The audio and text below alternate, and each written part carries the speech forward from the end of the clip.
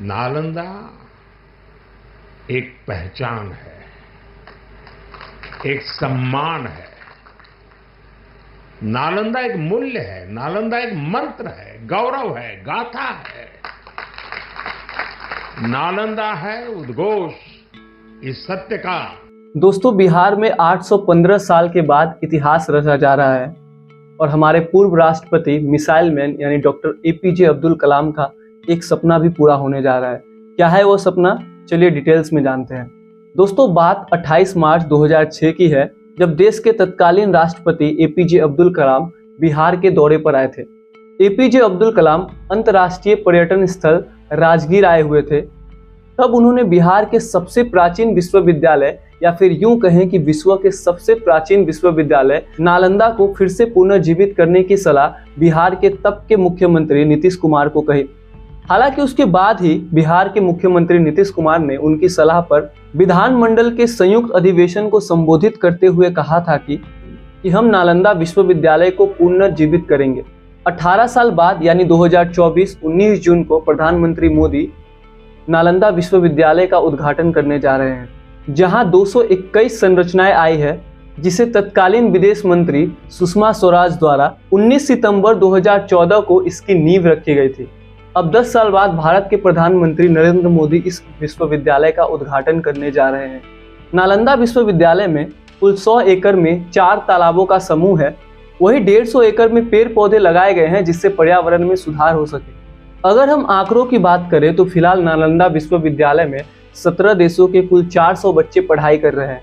नालंदा विश्वविद्यालय में पीएचडी में कुल 7 विषयों की पढ़ाई होती है, जबकि 2 विषय इस शैक्षणिक सत्र में शुरू होने जा रहे हैं। वहीं डिप्लोमा और सर्टिफिकेट कोर्स के लिए 10 विषयों पर पढ़ाई होती है। हालांकि सबसे बड़ी बात यह है कि नालंदा विश्वविद्यालय में एशिया की सबसे बड़ी लाइब्रेरी बनने जा रही है। हालांकि ये पहले भी था, जब नालंदा विश्वविद्यालय हुआ करती थी तो कहते हैं उस जमाने में इस विश्वविद्यालय में दुनिया भर की सबसे बड़ी लाइब्रेरी थी। अगर हम आपको इतिहास की ओर ले चले तो नालंदा विश्वविद्यालय की स्थापना साल 427 में सम्राट कुमार गुप्त ने की थी, जहां 12वीं शताब्दी के अंत तक यानी 800 वर्षों तक पढ़ाई हुआ करती थी। हालांकि इस वर्ष के दौरान नालंदा विश्वविद्यालय को 3 बार बड़े बड़े आक्रमण झेलने को मिले। वहीं बात करें तो नालंदा विश्वविद्यालय अपने जमाने में दुनिया का सबसे बड़ा बौद्ध धर्म का केंद्र था।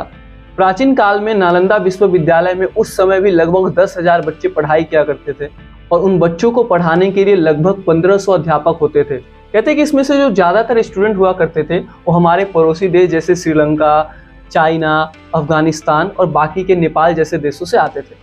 इतना ही नहीं, चाइना के एक स्टूडेंट यानी हेन सांग, जिनको इतिहास में काफ़ी पढ़ते हैं जिनके बारे में हम, वो भी नालंदा विश्वविद्यालय आए थे।